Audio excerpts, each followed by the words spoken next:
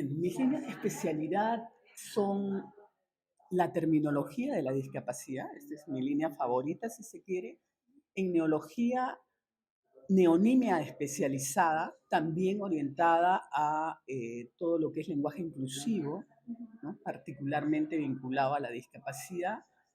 Me interesa también mucho la traducción de lenguas indígenas y originarias, es uno de mis temas favoritos. La traducción, más que la interpretación, porque no soy intérprete, pero igual tengo la preocupación por la interpretación. Ética profesional. Es uno de mis intereses que data de hace muchos años y está orientado más que todo a la imagen profesional del traductor. Una imagen que puede ser una imagen objetiva, subjetiva, prospectiva de cómo nos ven los demás, o una imagen eh, también oficial, si se quiere, ¿no?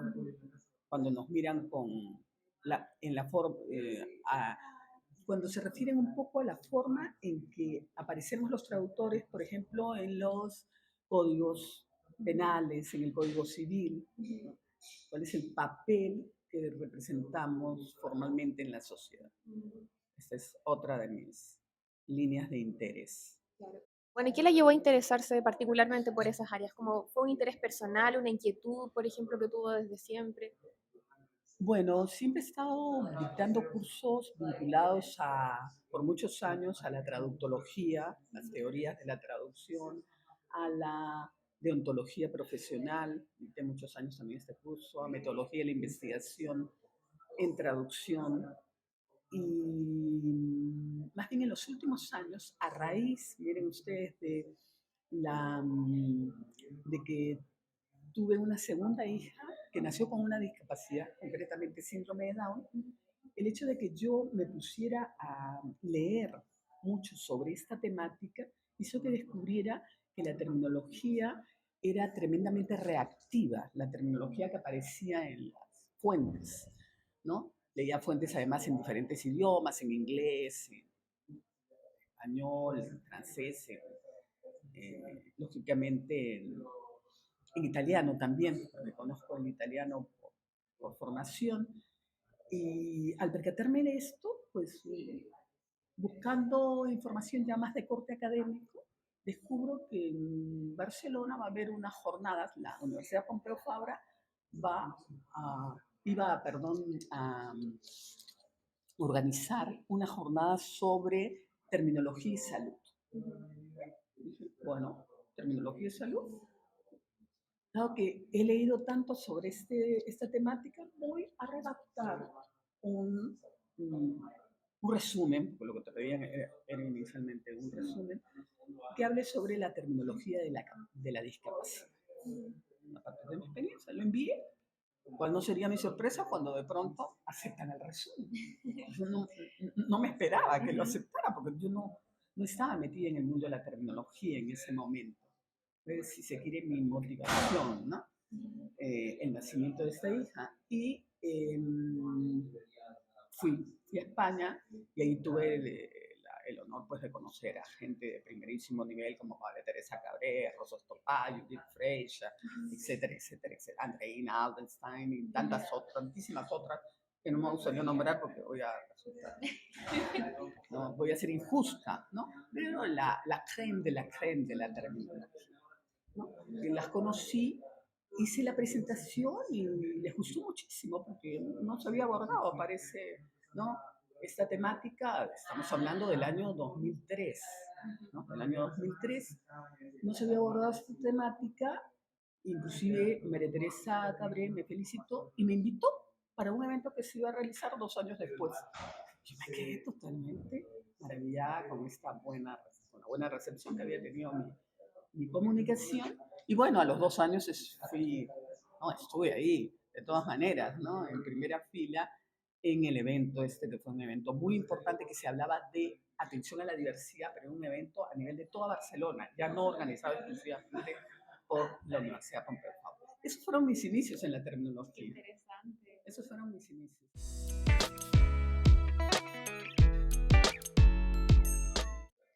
¿Cuál cree que son los principales retos que puede enfrentar un traductor a la hora de traducir neologismos?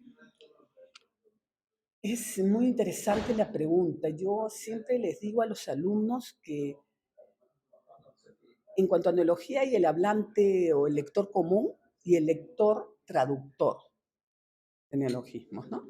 Mientras que un lector común de un diario de difusión masiva puede identificar como no un neologismo, porque se le puede pasar por alto.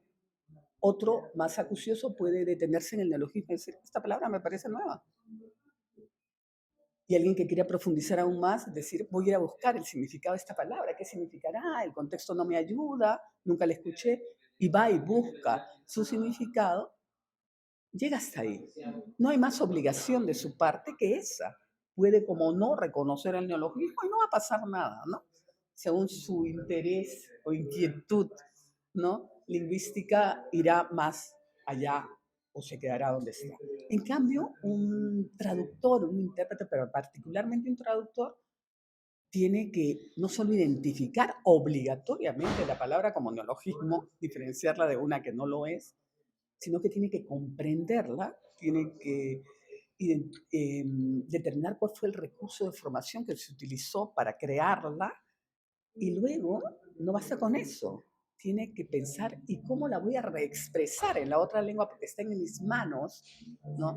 La difusión de esta palabra. Finalmente las palabras se difunden a través de la traducción. Los neologismos en particular, como bien dice la neología secundaria, se difunden a partir de la traducción. Entonces va a estar en tus manos. Pero claro, tú como un neólogo hispano dirás, no sé cómo podría traducirse a mi variante geolectal. Voy a ver si alguien la tradujo antes. Te das con la sorpresa de que nadie la tradujo. Y ahora, ¿cuál es el siguiente paso? Ver cómo se ha traducido en otras variantes geolectales del español. Analizar varias y ver qué tienen en común. Entonces, lo que sugieren normalmente los expertos en neología es que investigues cómo se viene traduciendo en tu variante dialectal, si no está traducido, cómo se traduce en otras variantes, cuál es la constante de traducción para tratar de que calce y que sea armónica con la forma en que viene traduciendo. Si no ha sido traducida esa variante al español, tendrías que buscar en las lenguas romances. ¿Cómo viene traduciéndose, por ejemplo, en francés? O en catalán, ¿no? En portugués, etcétera, y más o menos tomar como modelo esas propuestas para no lanzarte por tu cuenta y riesgo a hacer una propuesta neológica que no sea técnica, ¿no? Y bueno, ese trabajo es la parte más, si se quiere, dura, es la parte más compleja, porque requiere de toda una investigación. No se trata de que cada traductor libremente diga, ay, voy a utilizar ese recurso de formación que tanto me gusta para crear el neologismo, sino tienes que hacer que ese neologismo calce, que sea aceptado, sabemos la importancia que tiene la aceptación en el caso de la neología, y no solo que sea aceptado, sino que tenga la capacidad de ser, que se difunda, que se use, que se difunda, y que con el tiempo puede inclusive llegar a formar parte del diccionario, ¿no?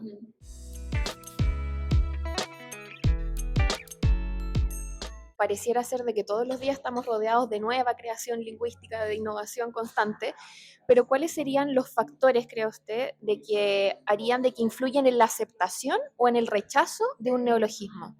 Por ejemplo, ¿qué factores podrían ser, qué rasgos mostraría este neologismo para que aceptemos, adoptemos un neologismo y cuáles son esos rasgos que hacen que el neologismo termine en desuso y finalmente la gente no lo use, ninguna obra lexicográfica los utilice como candidatos? ¿Cuáles serían esos rasgos, por ejemplo? Bueno, los rasgos a mi modo de ver son muy arbitrarios, ¿no? Porque uno se pregunta, ¿no? Quizá hay palabras que son necesarias en la lengua, que no existían, son necesarias y tarda mucho su inclusión. Y a veces hay mucho sesgo. Voy a referirme concretamente al término metrosexual, que en su primera aparición, ya hace casi 20 años, fue sin duda un neologismo. Quien hoy en día no es un neologismo y recién ha sido aceptado el año pasado. Recién el año pasado. Sin embargo, selfie fue aceptado muy rápidamente sin ser una nueva palabra tan necesaria, indispensable para la convivencia, ¿no? Entonces, hay, quieras o no, un sesgo por parte de los lexicógrafos al momento de incluir determinados términos, sobre todo vinculados a violencia contra la mujer, a discriminación, aunque he visto con mucho placer a raíz de esta tesis en cuya defensa he venido a participar, he visto con mucha alegría que está, por ejemplo, binario, están términos ya vinculados, empiezan a aparecer algunos términos vinculados al lenguaje inclusivo de género, pero no a violencia contra la mujer específicamente. Y eso llama significativamente la atención.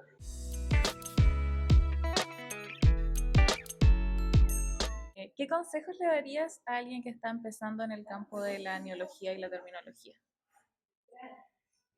El primer consejo que le daría a un estudiante que recién se inicia en estos ámbitos es que le pierda miedo a las palabras y a los términos, sobre todo a los términos, ¿no? Porque hay la falsa creencia de que los términos se crean para hacernos la vida imposible a los traductores, para que no comprendamos.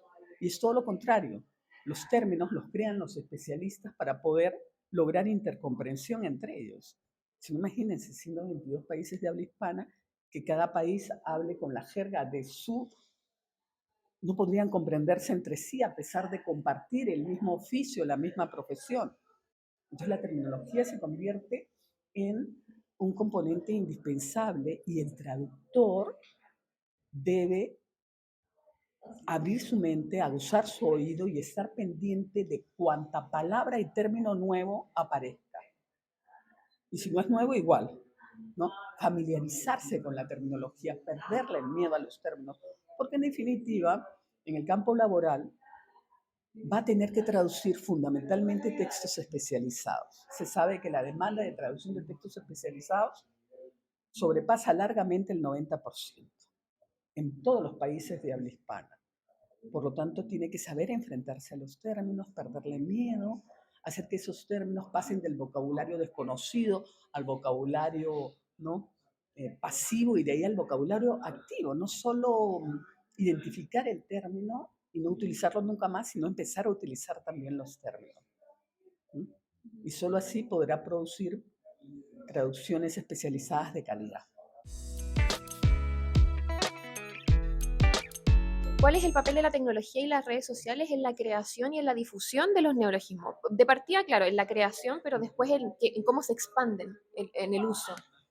Es un papel fundamental. Yo lo noté cuando dicté por primera vez, puse por primera vez dentro del curso de terminología, porque al principio no se estilaba que los cursos de terminología tuvieran una sección, ¿no?, del sílabo dedicada a la neología. No era una obligación, neología podía dictarse en un curso de lengua, en fin.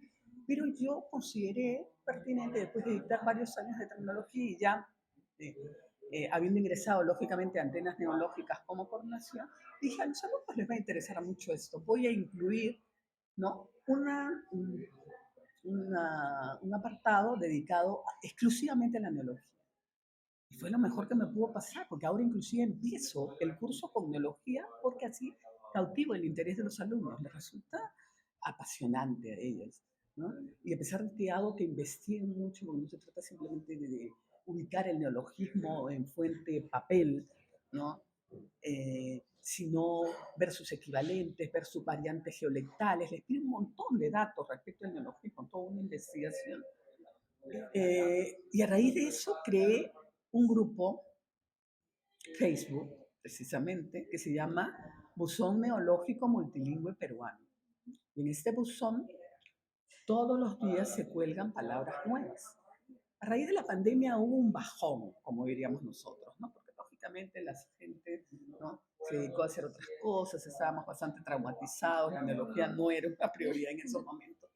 Pero llegué a tener, y están retomando su labor los neólogos estrellas, lo que yo llamaba con mucho orgullo buzoneros estrella, ¿no? Los buzoneros activos.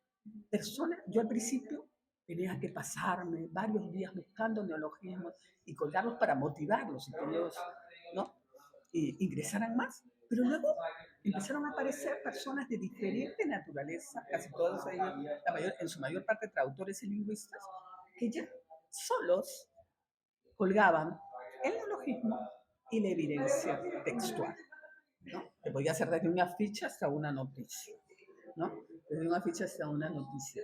Y hubo un momento en que una sola persona colgaba 10 neologismos por día. Me sentí tan impresionada con esta persona que nos citamos en un café, quería conocerla, me parecía increíble que alguien, sin tener la obligación de nada, porque es un grupo abierto, no es académico, es simplemente el placer de reconocer. A raíz de la creación de este grupo, que inicialmente lo creé pensando en mis alumnos, ¿no? Y solo ellos colgaban allí los neologismos de cada sección y luego iban creciendo, ¿no? Conforme pasaban los años. Dije, ¿por qué no lo abro? No lo pongo a disposición, de pronto tengo suerte. Y bueno, ahora hay 4.129 integrantes que tiene el grupo, ¿no? Nos gustaría saber cuáles son los neologismos más interesantes con los que se ha topado durante sus investigaciones. Justo uno de ellos es el neologismo del que hablaba ayer, ¿no? Huérfilo. Huérfilo. Es un neologismo, además, que me llama mucho la atención porque, como estoy muy vinculada a los colectivos discriminados, es el colectivo de padres de hijos que han fallecido. Y sabemos que esa es la peor tragedia a la que se enfrentan los padres. Estos padres de los colectivos se juntaron, de diferentes colectivos, se juntaron, además tengo entendido de diferentes países, y le propusieron a la Real Academia el término huérfilo, dado que no existía una palabra para describir esa tragedia, ¿no? Y argumentando además de que en el DLE tenemos el término, la palabra huérfano y huérfana, pero había que añadir huérfano de madre, de padre, pero no referido a los hijos. La academia les respondió que lamentablemente el uso es lo que está primando ahora para ingresar, cosa que no se ve reflejado con cantidad de ejemplos que tenemos de neologismos que están por años en el observatorio y nunca son ingresados, a pesar de que legítimamente deberían, ¿no?, contar con un espacio en el DLE. No lo son. Quiere decir que hay un sesgo de por medio, como ya lo dije. Les respondió que no, que el uso se entendía como la difusión, pero en diferentes colectivos que no fueran necesariamente los involucrados, ¿no? Por lo tanto, había que esperar a que este neologismo no solo fuera utilizado por ellos, sino por todos los hablantes, cosa que tomó un tiempo, lógicamente, y bueno, no quedaron muy satisfechos, pero esa fue la respuesta.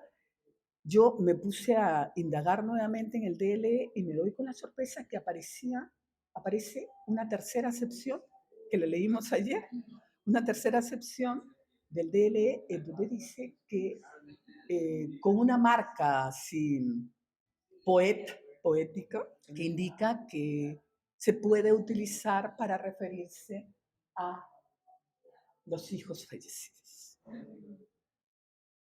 Huérfano. Hay dos caminos posibles, la reetiquetación o la resemantización. No tenía sentido optar por la resemantización aquí, a una palabra que ya está tan, pero tan extendida, que para nosotros solo tiene como referente muerte de un padre o de una madre, no le vas a añadir un rasgo semántico a un nombre. En ese caso, el mejor camino era la reetiquetación. Y huérfilo me parece un término bastante feliz. Pero bueno, son los sesgos propios de las academias, ¿no? Preguntas más específicas respecto a textos que usted ya había publicado. Y había un texto que leímos con harta atención que era el babelismo de la traducción, que nos pareció del 2002. Sí. Bueno, ella escribe sobre la fiebre por los neologismos en un momento, o este vicio, por ejemplo, por la terminología, y para referirse como a esta incesante creación, por ejemplo, de que sobre todo las personas que se estaban integrando al campo, en cada uno salía con un término nuevo porque quería innovar y todo eso. De la fecha entonces, porque este libro salió en el 2002, hasta el momento ya han pasado por lo menos unos 20 años, entonces digamos que este vicio por innovar y todo, ¿cómo lo ha visto en diacronía? ¿Ha cambiado? ¿Sigue sucediendo? Yo aquí me referiría a lo que entendemos en investigación como las malas prácticas terminológicas en un campo determinado, en este caso en el campo de la traductología, porque muchas veces los investigadores noveles, por pretender ser innovadores en sus propuestas, lo que hacen es simplemente cambiar la terminología. Una terminología que ya era clásica, que se había sentado en la disciplina, y uno lee ese nuevo artículo esperando que haya propuestas, ¿no?, de contenido, propuestas, ¿no?, más conceptuales, cambios paradigmáticos, y se da con la sorpresa que es más de lo mismo. Lo único que se ha cambiado es la terminología, y eso no es una buena práctica. La terminología de una, bueno, se puede cambiar sin duda cuando las miradas epistemológicas son distintas, los paradigmas teóricos de los que se parte, pero si es el mismo paradigma teórico, tú en principio no deberías estar reetiquetando la terminología porque sí. Es un poco lo que nos dicen cuando diferencian la neología de la neonimia. En la neología hay mucha libertad del hablante, libertad expresiva. Tú te puedes inventar, como yo les digo al alumno, tú te puedes inventar una palabra nueva cuando quieras. Que esa palabra, ¿no?, sea flor de un día, prospere, sea incorporada en el diccionario, es otro cantar, ¿no? Pero yo como especialista puedo levantarme y mientras tomo mi desayuno, perdón, decir, he inventado hoy muy creativa. Voy a inventarme unos 10 términos de terminología, de traductología. No, los términos no se crean porque sí, no se inventan porque sí. Tiene que haber una necesidad. Esto es lo fundamental. Entonces, si hay una necesidad, porque hay un cambio de paradigma, hay novedades conceptuales, etc., es totalmente admisible, ¿no?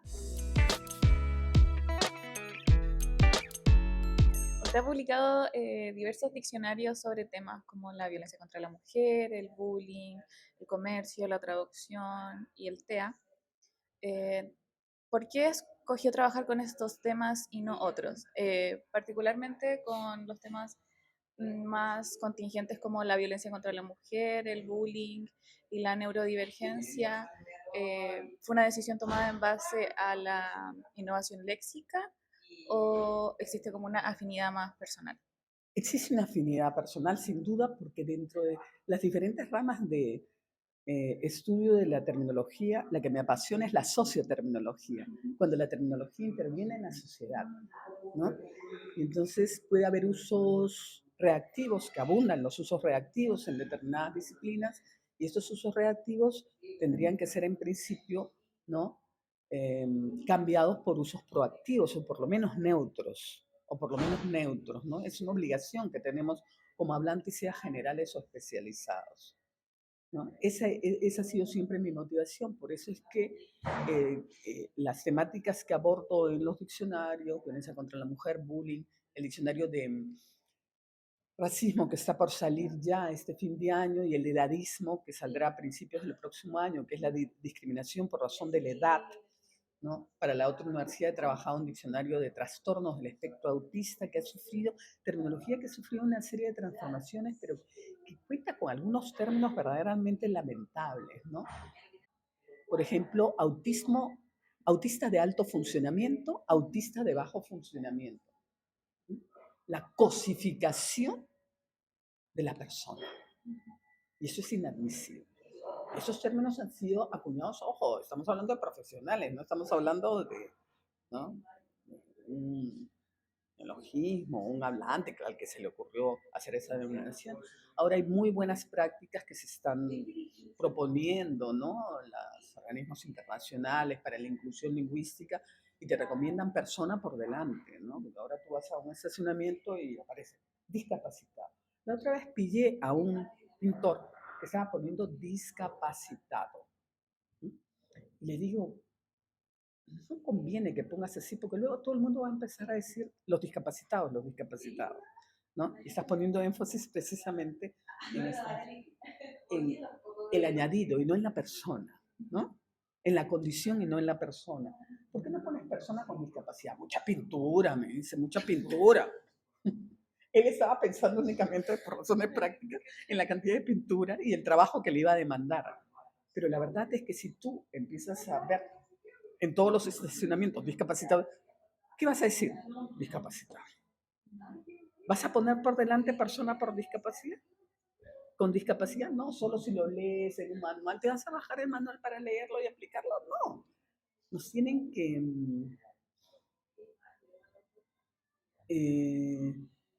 no sé, bombardear si se quiere, ¿no? Con esta nueva terminología, con estas reetiquetaciones para que nosotros las naturalicemos, ¿no? Ahora, respecto al último estudio que publicó en el que descubrió los factores, bueno, no sé si los descubrió todos, pero digamos que estudió la influencia de algunos factores en la competencia traductológica y el procesamiento de las unidades neológicas en la traducción. Y factores, por ejemplo, como el sexo, rango de edad e incluso el nivel lingüístico no aportaban tanto, por ejemplo, al procesamiento, pero eran otros. Entonces, desde el punto de vista de programas como el de nosotros, que por ejemplo se está ahora rediseñando, ¿qué, por ejemplo, qué cree que estudios como esto podrían aportar en el diseño, por ejemplo, de los programas de traducción en ese sentido? Digamos, estos estudios como más empíricos, por ejemplo. ¿Qué información, en qué foco tienen que colocar las diferentes casas de estudio para formar entonces a los traductores acá en esta área? Yo creo que son importantes esos trabajos porque, claro, siempre hay la creencia que las mujeres somos más creativas, ¿no? Lingüísticamente hablando, y aquí se demostró que no, que la edad no necesariamente era un factor tampoco importante, si bien hay trabajos neológicos que indican que la gente joven como que es más, no se siente más libre, tiene más libertad expresiva y por lo tanto puede lanzarse a crear un neologismo un tanto, ¿no? Mientras que los mayores toman un poco de distancia, son más rigurosos, son más puristas, si se quiere, en sus formas creativas, ¿no? Y la universidad, yo pensé que podía influir porque como justo contrastamos los resultados de una universidad femenina con una universidad mixta, dijimos, oh, de pronto la femenina va a tener, y no se dio. Y se aplicaron pruebas estadísticas, ¿no? Entonces esto como que desmiente algunas hipótesis que venían circulando, ¿no? Que venían circulando. Ahora, en cuanto a la competencia lingüística, la competencia lingüística es relativa. Tú puedes haber sido muy buena alumna en lengua, pero estos cursos de lengua en realidad nos enseñan la diferencia entre vocabulario activo, pasivo, desconocido, nos enseñan la diferencia entre palabra y término, y nos enseñan este trasvase, que palabras se pueden convertir en términos y terminologizarse, términos en palabras y banalizarse, y términos en otros términos y terminologizarse. Estas reflexiones no nos las hacen normalmente, ¿no? Nos enseñan ortografía, redacción, morfosintaxis, etcétera. Y para formar traductores hay que centrarse en el léxico, hay que centrarse en el léxico. Un curso de lexicografía que acompaña a uno de terminografía sería ideal. Se necesitan investigaciones de ese tipo. ¿Cómo procesa el traductor los neologismos? Tiene que aprender. Lo paradójico y lo complejo de la actividad traductora, que es una actividad de altísimo nivel intelectual, es que tiene que identificar palabras nuevas y también términos que pueden ser nuevos o no, y sin ser especialista tiene que poder traducirlos como si lo fuera. Enorme reto, ¿no? En la actualidad, ¿en qué proyectos se encuentra trabajando? Bueno, en la actualidad estoy muy interesada ahora en el lenguaje ciudadano. El lenguaje ciudadano me está llamando mucho la atención. Inclusive participé el otro día en una charla, un poco antes de venir, porque hay una escuela de lenguaje ciudadano que descubrimos en el Perú y una profesora invitó a esta persona que lo que está haciendo es capacitar a los ministerios, etcétera, ¿no? Instituciones gubernamentales, básicamente, ¿para qué? Para que ellos empiecen a producir el lenguaje claro. desde la producción de los textos, porque hay acá dos caminos. La cantidad de documentación que se ha producido en lenguaje oscurísimo, ¿no? En lenguaje opaco, que habría que traducirla al lenguaje claro, pero todo el tiempo que va a tomar eso, imagínense, ¿no? Ahí estaríamos hablando de traducción intralingüística. O optar más bien por el otro camino, que es decir, a partir de ahora empiecen a producir en lenguaje claro. Entonces vamos a preparar a los jueces, vamos a preparar a los abogados, vamos a preparar a los médicos, etc. ¿Cuánto tiempo va a tomar esto para sensibilizarlos y resensibilizarlos? ¿No? Hacer que se quiten las anteojeras y que se pongan en los zapatos pues, del usuario, ¿no? El usuario, por derecho lingüístico, no requiere de intermediarios para entender un texto que supuestamente está dirigido para él. No es justo. Y yo creo que los traductores y, en segundo lugar, los lingüistas serían las personas que tienen el perfil ideal para realizar esta labor, para hacer traducción interlingüística. Como bien decía Jacobson, hay 3 tipos de traducción. Y estamos poniendo en los últimos años énfasis exclusivamente en la traducción interlingüística, pero la intersemiótica, nada. Y la intralingüística, que puede ser tan útil, tampoco. Entonces, seamos nosotros los profesionales que nos encarguemos de hacer traducción o producción en lenguaje claro, que a mí más que el uso del lenguaje claro, como vienen utilizando algunos países, que vienen del plain English, ¿no? Prefiero lenguaje ciudadano. Me parece que es mucho más adecuada y que refleja verdaderamente la situación, ¿no? Muy bien, y ahora sí, esta es la última pregunta y esta es distinta a todas las preguntas que hemos hecho porque es más de carácter como personal.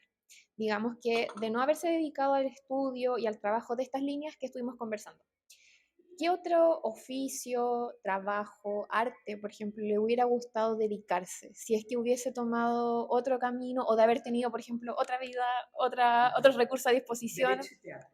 ¿En serio? Sí, claro. Creo que si no fui abogada fue porque mi hermano mayor lo es fiscal. Y a veces por oposición. ¿Se podían copiar la carrera?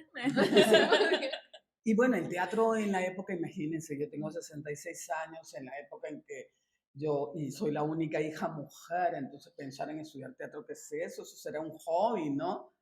No, no era una... Hoy en día tenemos artes escénicas, se han profesionalizado todas estas artes, pero en mi época no, algo totalmente secundario y no deseable por los padres, ¿no? Pero sí, esas serían las 2 disciplinas. Muy bien. Esa es nuestra última pregunta y con eso damos por finalizado. Así que le damos muchas gracias por haber participado, por haber Gracias a aceptado ustedes, esta por favor, es un invitación. honor.